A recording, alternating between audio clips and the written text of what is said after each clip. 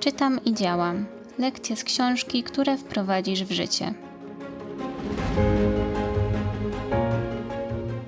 Możesz przeczytać dziesiątki książek, obejrzeć setki filmów i nadal stać w tym samym miejscu, bo zmiana zaczyna się dopiero wtedy, gdy jedna prosta zasada przechodzi z głowy do codziennego działania. W filmie poruszam najważniejsze zasady z książek, które do tej pory omówiłam na kanale. Krytyka jest nieunikniona. Każdy z nas ma w głowie moment, który dobrze zna. Chwilę, w której już prawie coś robisz, ale jeszcze się zatrzymujesz. Może chcesz coś poprawić, może powiedzieć nie, może zacząć projekt, który od dawna chodzi ci po głowie. I wtedy pojawia się ta myśl. Co oni powiedzą? Czasem to nie jest nawet konkretna osoba. To jest rodzina, znajomi, internet, ktoś z przeszłości. I nagle zamiast myśleć o tym, co dla ciebie ma sens, zaczynasz myśleć o reakcjach i komentarzach. Nie istnieje sposób na życie bez krytyki. Możesz się starać, być miły, być rozsądny, a i tak znajdzie się ktoś, komu to nie będzie pasować. Są ludzie, którzy krytykują, bo coś robisz. Są tacy, którzy krytykują, bo nic nie robisz. Są tacy, którzy krytykują tylko dlatego, że mogą. W książce pojawia się wiele historii ludzi,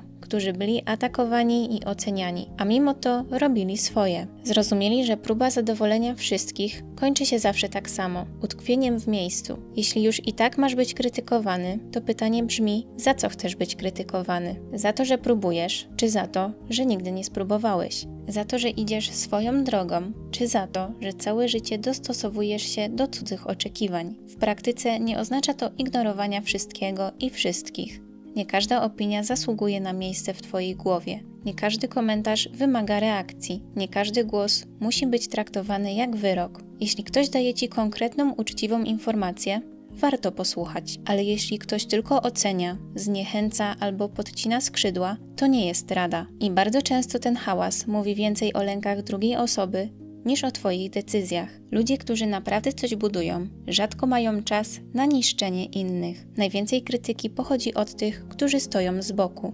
Największy spokój pojawia się wtedy, gdy przestajesz pytać, czy wszystkim się to spodoba, bo na końcu dnia to ty zostajesz ze swoimi wyborami. Aktywa, pasywa i druga noga finansowa. Większość z nas dorastała w bardzo podobnym schemacie. Ucz się, znajdź dobrą pracę, ustatkuj się. I przez długi czas to naprawdę brzmi sensownie.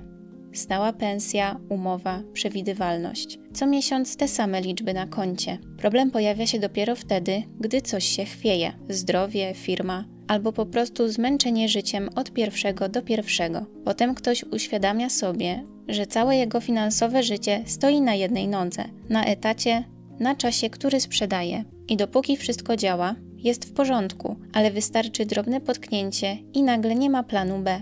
Są rzeczy, które wyciągają pieniądze z twojej kieszeni. I są takie, które powoli, czasem niepozornie, zaczynają je do niej dokładać. Samochód na pokaz, który kosztuje.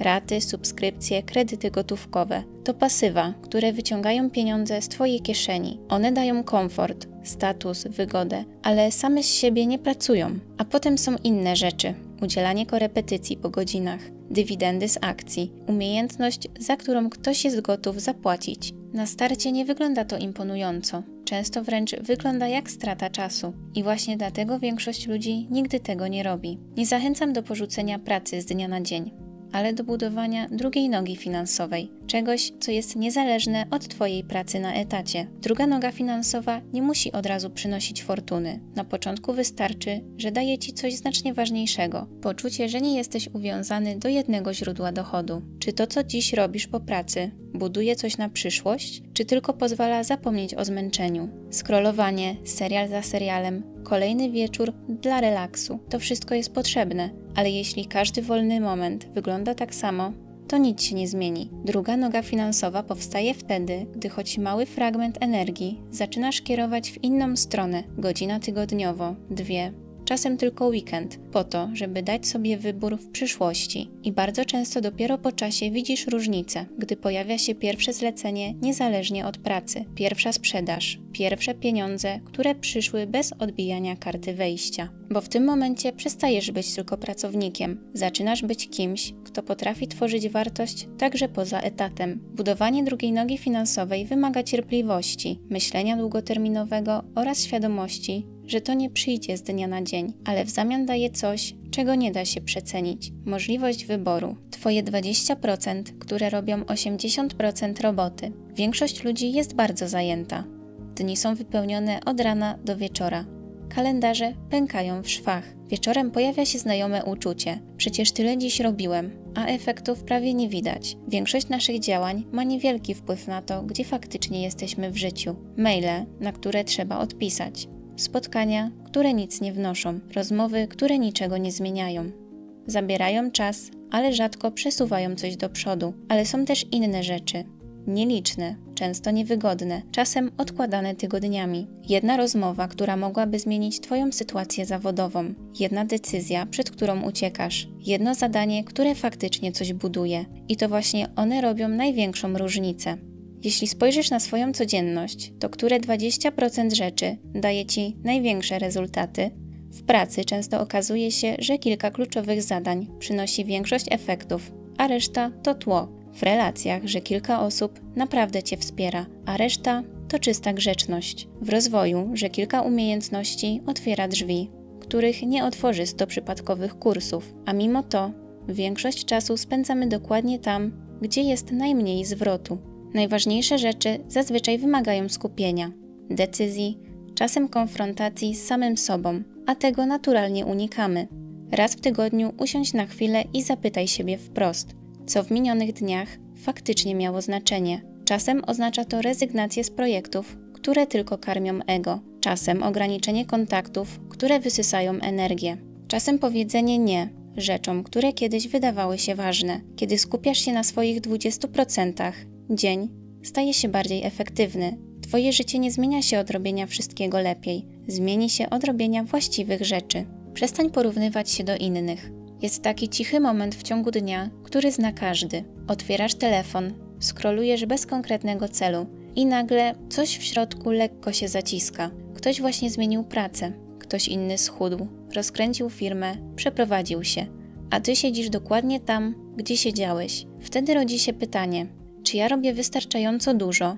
Czy nie jestem w tyle? I właśnie tu zaczyna się mechanizm, który po cichu podcina skrzydła wielu ludziom. Porównywanie się do innych wygląda niewinnie, ale w praktyce działa jak filtr, który zniekształca obraz rzeczywistości. Porównujesz siebie do czyjegoś fragmentu życia, wybranego do pokazania światu. W momencie, gdy zaczynasz żyć cudzym życiem, przestajesz słuchać siebie, zaczynasz podejmować decyzje, bo wypada, bo wszyscy już to mają. I wtedy nawet dobre rzeczy przestają cieszyć. Awans smakuje gorzej, bo ktoś dostał lepszy. Postęp wydaje się za mały, bo ktoś zrobił go szybciej. Każdy startuje z innego miejsca i z innym zapleczem.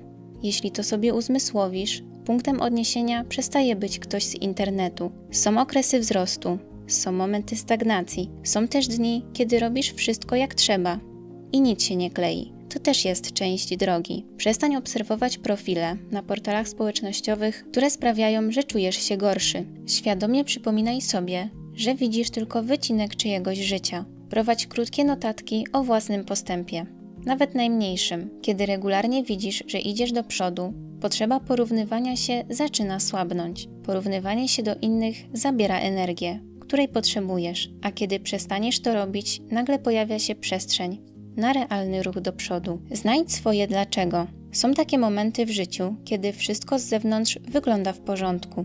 Praca jest, codzienność się toczy, dni mijają jeden po drugim, a jednak w środku pojawia się ciche pytanie: po co to wszystko? Często spowodowane zmęczeniem, które narasta powoli, brakiem energii na rzeczy, które kiedyś nie sprawiały problemu, uczuciem, że nawet gdy coś się udaje, satysfakcja trwa krótko. Człowiek jest w stanie znieść dużo więcej niż mu się wydaje, pod warunkiem, że wie, dlaczego to robi. Brak sensu w życiu sprawia, że wszystko zaczyna ważyć więcej, obowiązki szybciej przytłaczają, problemy wydają się większe niż są. Każda przeszkoda wygląda jak sygnał, żeby się wycofać. Często próbujemy znaleźć sens w wielkich deklaracjach, w odpowiedziach, które brzmią mądrze, w zdaniach, które dobrze wyglądają na kartce, a sens bardzo często jest prosty i osobisty.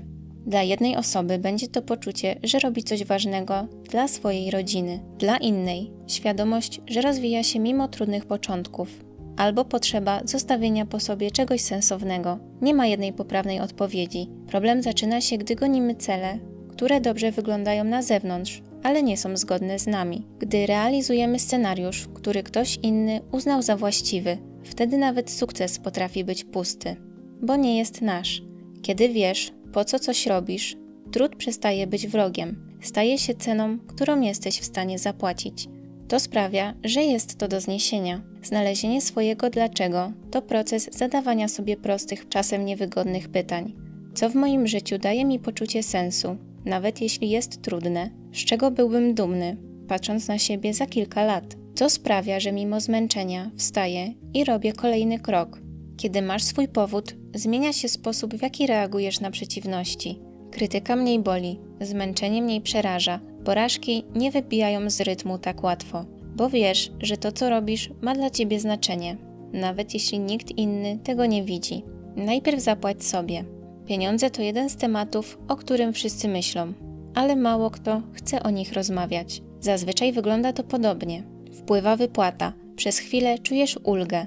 Rachunki, opłaty, codzienne wydatki. Wszystko po kolei znika. Jak to możliwe, że tyle pracuję, a wciąż nie mam pieniędzy? Problem rzadko leży w tym, ile zarabiamy. Znacznie częściej w tym, w jakiej kolejności wydajemy pieniądze. Większość ludzi płaci najpierw wszystkim innym. Państwu, bankom, sklepom, a sobie, jeśli coś zostanie. Tyle, że zwykle nie zostaje. Zasada najpierw zapłać sobie to zmiana kolejności. Moment, w którym traktujesz oszczędzanie nie jako luksus, ale jako obowiązek wobec samego siebie. To może być 10%, może być mniej. Ważne, żeby było na początku miesiąca. Kiedy pieniądze trafiają na konto oszczędnościowe albo obligacje, twój mózg zaczyna działać inaczej. Nie myśli już, czy coś odłożę, tylko muszę zrobić tak, żeby się spięło. Wyobraź sobie, że w następnym miesiącu dostajesz wypłatę o 10% mniejszą. Na pewno będziesz niezadowolony, ale czy nie przeżyjesz do następnej wypłaty? Zauważysz, ile pieniędzy rozchodzi się na niepotrzebne rzeczy.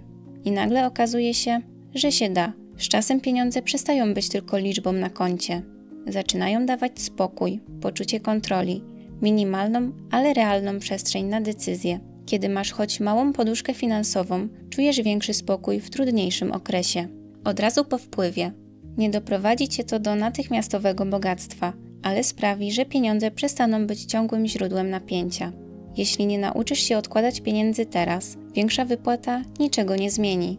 Ustaw automatyczny przelew na daną kwotę i puść to w niepamięć. Wdzięczność, która porządkuje życie. Jest taki moment w życiu, który wielu z nas zna aż za dobrze. Teoretycznie wszystko jest w porządku, praca jest, zdrowie jako takie jest, ludzie wokół są, a mimo to w środku pojawia się poczucie braku. Jakby życie było listą rzeczy do poprawienia. I bardzo często nie dlatego, że naprawdę mamy za mało. Nasza uwaga przez większość czasu skierowana jest na to, czego jeszcze nie ma, czego nie zdążyliśmy, czego nie osiągnęliśmy, że inni mają więcej. To wyczerpuje szybciej niż ciężka praca. Kiedy ciągle biegniesz do przodu, łatwo przegapić moment, w którym w ogóle warto było się zatrzymać. Wdzięczność nie zatrzymuje rozwoju, ona go stabilizuje. Jeśli nie potrafisz docenić tego, co masz teraz, kolejny cel też szybko przestanie wystarczać. Wyobraź sobie zwykły dzień, nic wyjątkowego. Poranek trochę za szybki, kawa pita w biegu, droga do pracy taka sama jak zawsze. I teraz wyobraź sobie, że zamiast automatycznego narzekania świadomie zatrzymujesz się na jednej rzeczy. Może to, że obudziłeś się wyspany, może rozmowa z kimś bliskim, może to, że ktoś czeka na ciebie w domu. To nie zmienia świata, ale twoje podejście do niego. Wdzięczność pomaga wyjść z trybu ciągłego braku, a kiedy z niego wychodzisz, przestajesz żyć w napięciu, że ciągle jesteś o krok za kimś innym. Wieczorem, zanim zaśniesz, spróbuj wrócić myślami do dnia i znaleźć 3 rzeczy, które były dobre, nawet jeśli reszta dnia była trudna. Z czasem zobaczysz, że tych rzeczy jest więcej, ale umysł musi się tego nauczyć. Kiedy pielęgnujesz wdzięczność, przestajesz traktować życie jak projekt do naprawy. Zaczynasz je traktować jak proces, w którym już jesteś wystarczająco daleko. Jeśli ten film Ci się spodobał, zostaw subskrypcję i lajka. Małe 1%, które zmienia wszystko. Jest w nas coś, co bardzo lubi wielkie początki. Nowy rok, nowa dieta, nowy plan, który tym razem na pewno wypali. A potem mija kilka tygodni. i życie wraca do swojego rytmu. Większość ludzi nie ma problemu z motywacją na start. Problem pojawia się później. Wtedy, gdy zmiana przestaje być ekscytująca, a zaczyna być zwyczajna. Twoje życie nie zmienia się od wielkich decyzji. Zmienia się od tego, co robisz regularnie. Nawet gdy nikt nie patrzy. Wyobraź sobie dwie osoby. Obie chcą lepszego roku. Jedna czeka na idealny moment, idealny plan, idealne miejsce. Druga codziennie robi coś naprawdę małego. Czyta 3 strony książki dziennie. Chodzi pieszo do pracy i w trakcie słucha filmów z kanału Czytam i Działam. Po miesiącu nie będzie spektakularnych efektów, ale z czasem zmiana będzie ogromna. To jest sedno myślenia w skali 1%.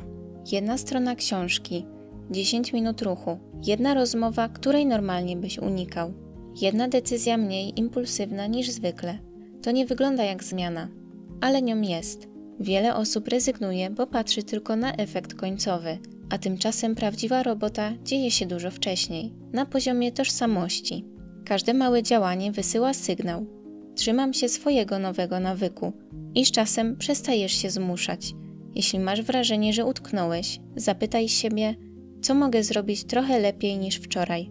W gorsze dni zastosuj mikronawyk. Zamiast zaplanowanego godzinnego treningu na siłowni, zrób 15-minutowy w domu. Zamiast przeczytania rozdziału książki, przeczytaj 1 stronę. Mikronawyk ma być tak mały, że aż głupio będzie go nie zrobić. Macie on utrzymać w ciągłym działaniu. Najgorsze jest przerwanie nawyku więcej niż na 1 dzień. A jeśli zrobisz tylko połowę tego, co planowałeś, to nadal jesteś krok do przodu. To nie jest porażka. Pomaganie szczęściu zamiast czekania aż przyjdzie. Wiele osób myśli o szczęściu jako czymś losowym. Jak o nagrodzie, która albo się trafi, albo nie. Miała szczęście, jemu się udało, ale się wstrzeliła w temat. Tylko że gdy przyjrzysz się bliżej, zaczynasz widzieć pewien wzór. Ludzie, którym często się udaje, bardzo rzadko siedzą i czekają. Nie mają gwarancji, nie wiedzą jak to się skończy, ale regularnie wystawiają się na okazję. Szczęście rzadko przychodzi do tych, którzy trzymają się kurczowo jednego planu. Częściej trafia na tych, którzy robią miejsce na nieprzewidziane, rozmawiają z ludźmi, próbują rzeczy, które mogą się nie udać, zgłaszają się, nawet gdy nie czują się w pełni gotowi. Rozumieją jedną rzecz. Brak działania też jest ryzykiem. Największe błędy finansowe i życiowe rzadko wynikają z jednej złej decyzji, częściej z braku marginesu na pomyłkę, zamykania się na jedną ścieżkę, na jedną wizję, jak powinno być. A potem wystarczy jeden losowy ruch świata i wszystko się sypie. Dlatego osoby, które radzą sobie najlepiej, robią coś pozornie nudnego. Zostawiają sobie przestrzeń. Nie stawiają wszystkiego na jedną kartę. Nie opierają całego życia na jednym źródle dochodu, jednej relacji, jednej decyzji. Pomaganie szczęściu nie polega na tym, że rzucasz się na głęboką wodę bez planu. Polega na tym, że robisz małe, kontrolowane kroki w nieznanym kierunku. Zamiast marzyć o lepszej pracy, idziesz na rozmowę, nawet jeśli nie spełniasz wszystkich wymagań. Zamiast czekać na idealny moment, zaczynasz projekt po godzinach, bez presji, że musi się udać. Zamiast trzymać się kurczowo jednej opcji, tworzysz sobie alternatywy. Szczęście można porównać do deszczu. Nie wiadomo kiedy spadnie, ale możesz wyjść na zewnątrz z parasolem, zamiast siedzieć w domu przy zasłoniętych roletach. Pozwól sobie na mały eksperyment, który nie zrujnuje ci życia, ale może je delikatnie przesunąć w inną stronę. Nie kontrolujesz tego, co się wydarzy, ale masz wpływ na to, czy dasz temu szansę. Granice, które przesuwasz każdego dnia. Są dni, kiedy naprawdę się nie chce. Budzisz się bez energii, bez wewnętrznej chęci, którą tak łatwo przypisujemy słowu motywacja. Mówisz sobie, dziś nie ten dzień, jutro będzie lepiej, teraz nie mam siły. I w tym jednym zdaniu oddajesz kontrolę czemuś, co jest chwilowe. Motywacja jest kapryśna. Pojawia się i znika. Jest zależna od snu, pogody, nastroju, od tego, co ktoś powiedział wczoraj wieczorem. A dyscyplina nie pyta, jak się czujesz. To decyzje, które podejmujesz każdego dnia, nawet jeśli są małe, nawet jeśli nie dają satysfakcji i nikt ich nie widzi. Właśnie te momenty budują nową wersję ciebie. Granice, które uważasz za swoje limity, bardzo często nie są granicami możliwości. Są granicami tego momentu, w którym po raz pierwszy zrobiło się niewygodnie, w którym ciało powiedziało dość, a głowa dodała do tego historię więcej się nie da. A prawda jest taka, że te granice są ruchome i przesuwają się tylko wtedy, gdy robisz krok dalej mimo oporu. Zrobić jeszcze jedną serię, dopisać jedno zdanie, wyjść na krótki spacer zamiast zostać na kanapie, odpalić materiał do nauki, choć masz ochotę tylko scrollować. W danym momencie to niewiele, ale w perspektywie zaczyna nabierać znaczenia. Budujesz w sobie dyscyplinę. Charakter nie buduje się wtedy, gdy wszystko idzie gładko, tylko gdy robisz coś wbrew sobie. Umysł hartuje się dokładnie tak samo, jak dłonie u kogoś, kto pracuje fizycznie. Na początku jest ból, pęcherze, dyskomfort. Potem skóra zaczyna twardnieć i to, co kiedyś było nie do zniesienia, staje się normą. Z dyscypliną jest identycznie. Kształtuj ją mimo zmęczenia, mimo braku chęci, mimo myśli, że dziś można by odpuścić. Przychodzi moment, kiedy trudne rzeczy przestają cię paraliżować, dlatego, że ty stałeś się silniejszy. Twoje granice znowu się przesuwają, centymetr po centymetrze. Nagle okazuje się, że rzeczy, które kiedyś cię paraliżowały, dziś są po prostu kolejnym zadaniem. Że zmęczenie nie jest już sygnałem do ucieczki, tylko informacją. Że brak motywacji nie zatrzymuje cię, bo nie od niej zależy twoje działanie. Wtedy masz pewność, że nic cię nie złamie. Nauka, która po latach ustawia cię w top 10%. Jest moment w życiu, kiedy wiele osób dochodzi do wniosku, że już wystarczy. Szkoła skończona, studia za nimi, praca jest, jakoś to idzie. I właśnie wtedy drogi zaczynają się rozchodzić. Bo są też tacy ludzie, którzy nie traktują nauki jak etapu, tylko jak proces. Po prostu codziennie dokładają mały kawałek wiedzy do tego, co już potrafią. Jest to efekt konsekwentnej pracy. Wyobraź sobie, że codzienne dojazdy do pracy, stanie w korkach, jazda autobusem przestają być czasem straconym. Zamieniają cię w przestrzeń do nauki, skrojonej dokładnie pod to, czym się zajmujesz, albo czym chciałbyś się zajmować. Nagle orientujesz się, że wiesz więcej, rozumiesz szybciej, lepiej łączysz fakty. Po czasie pojawia się coś bardzo konkretnego. Kompetencja, która zaczyna cię wyróżniać. Top 10% nie tworzą ludzie, którzy pracują najdłużej. Tworzą je ci, którzy systematycznie podnoszą jakość tego, co robią. Nie musisz wiedzieć wszystkiego. Nie musisz mieć planu na dekadę. Wystarczy, że będziesz trochę lepszy każdego dnia. Po miesiącach robi się z tego nawyk. Po latach przewaga. Skalowanie, dźwignia i zarabianie bez sprzedawania każdej godziny życia. Uczono nas jednego schematu. Im ciężej pracujesz, tym więcej zarabiasz. Im dłużej pracujesz, tym dalej zejdziesz. I na krótką metę to nawet działa. Problem pojawia się wtedy, gdy orientujesz się, że dzień ma tylko 24 godziny, a ty masz tylko jedno zdrowie. Czy to, co robisz, przestaje istnieć w chwili, gdy przestajesz pracować? Jeśli dochód jest zawsze połączony z twoją obecnością, zmęczeniem i czasem, to nie budujesz wolności. I tu nie chodzi o to, że etat jest zły, tylko o to, że etat ma sufit, którego nie da się przebić. Jeżeli nie macie w pracy, nie zarabiasz. Fastlane zaczyna się w momencie, gdy myślenie przesuwa się z ile jeszcze mogę przepracować na co mogę stworzyć, żeby działało bez mojej obecności. To może być produkt sprzedawany online lub usługa, którą realizuje system. W tym momencie zaczyna się skalowanie. Skala oznacza, że praca wykonana raz daje stały dochód.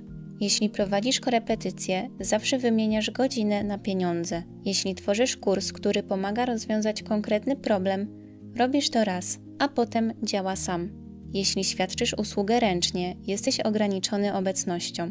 Jeśli budujesz proces, możesz być zastąpiony przez system. I to jest moment, w którym wiele osób się wycofuje. Jest to praca robiona po godzinach, bez natychmiastowych efektów. Na początku wygląda to tak, że robisz dużo, a wynik jest niemal niewidoczny. Tworzysz coś, co kupują pojedyncze osoby.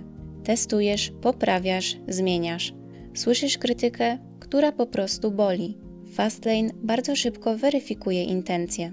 Jest to sposób zarabiania dla osób, które chcą tworzyć, a nie tylko konsumować. Na tej drodze spotkasz się z niepewnością i brakiem komfortu, ale może przynieść ci największe efekty. To nie jest droga dla każdego. Nie każdy jest do niej stworzony. Dla wielu ludzi stabilna praca, przewidywalność i jasne granice będą lepszym wyborem. Prawdziwa zmiana nie zaczyna się od rzucenia pracy, tylko od zbudowania czegoś obok, czegoś, co nie potrzebuje Twojej stałej obecności. Metoda ABCDE. Jest taki moment w ciągu dnia, który wygląda niewinnie. Siadasz do pracy, otwierasz komputer, myślisz, zaraz zacznę. Tylko jeszcze jeden mail, tylko szybkie sprawdzenie, tylko jedna mała rzecz. I zanim się obejrzysz, dzień już się rozpędził, a to, co naprawdę miało znaczenie, znowu zostało przesunięte. Najpierw robisz to, co najtrudniejsze, to, co niewygodne, to, co odkładasz od dni albo tygodni. To może być rozmowa, której unikasz, decyzja, którą przeciągasz, projekt, który naprawdę coś zmieni, ale wymaga skupienia i bardzo często robimy dokładnie odwrotnie. Zaczynamy od rzeczy łatwych, żeby poczuć się produktywni, a potem nie mamy już energii na to, co naprawdę ważne. Metoda ABCDE polega na podziale zadań według ich konsekwencji. A to rzeczy, które muszą zostać zrobione, bo ich brak ma realne konsekwencje. B są ważne, ale nie aż tak jak zadania A. C warto je zrobić, ale nie niosą ze sobą wielkich konsekwencji. D takie, które ktoś inny może zrobić za Ciebie. E do eliminacji, które wcale nie muszą być zrobione. Zaczynasz dzień od A, które jest Twoją żabą dnia. Zabierasz się za nie, zanim dotkniesz czegokolwiek innego. Wieczorem albo rano zadajesz sobie jedno pytanie. Jeśli dziś zrobię tylko jedną rzecz, która naprawdę ma znaczenie, co to będzie? I potem robisz wszystko, żeby od niej zacząć, zanim zabierzesz się za maile, wiadomości i cude sprawy, bo ostatecznie wszystko sprowadza się do tego, czy zrobisz to, co ważne, zanim minie cały dzień. Jutro, zanim sprawdzisz telefon, wybierz jedną żabę i poświęć jej pierwsze 30-60 minut dnia. Niewykonanie najważniejszego zadania prześladuje Cię przez cały dzień. Jeśli je zrobisz, skupisz się w 100% na późniejszych zadaniach. Te 13 książek mówi o różnych obszarach życia, ale wszystkie spotykają się w jednym miejscu. W codziennych wyborach, które na pierwszy rzut oka wydają się mało znaczące. Te zasady nie obiecują szybkich efektów, nie dają gwarancji sukcesu, dają wskazówki, dzięki którym łatwiej podejmować dobre decyzje nawet w gorszych momentach. Nie można oczekiwać innych efektów, robiąc ciągle to samo. Jeżeli któraś zasada szczególnie do Ciebie przemawia, zachęcam do przesłuchania pełnego omówienia książek na kanale. A jeśli chcesz więcej spokojnych, praktycznych omówień książek, które realnie porządkują myślenie i codzienne decyzje, zasubskrybuj kanał Czytam i Działam.